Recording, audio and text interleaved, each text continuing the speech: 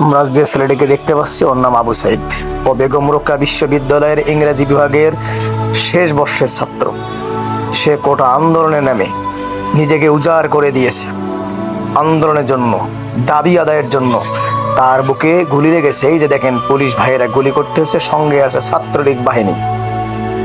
আমি বলতে চাই যে দেশে রক্ষক হয়ে কিভাবে একজন আগামী ভবিষ্যৎকে তোমরা ধ্বংস করে দাও।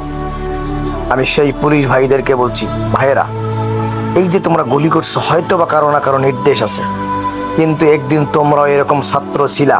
আজকে তুমি চাকরি পেয়েছো বলে এদেশের আগামী ভবিষ্যৎকে তুমি গুলি করে মারবা, তোমরা গুলি করে মারবা, এটা অসম্ভব হতে পারে না।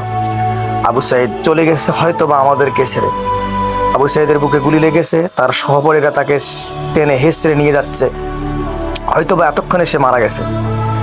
আবু সাইদ ভাই চলে গেছি, আমরা একটু কষ্ট পেয়েছি, কিন্তু আবু সাইদ ভাই আমাদেরকে ছেড়ে চলে গেলেও আল্লাহ সুবহানাহু ওয়া তাআলা যেন তাকে শহীদি মর্যাদা দান করেন।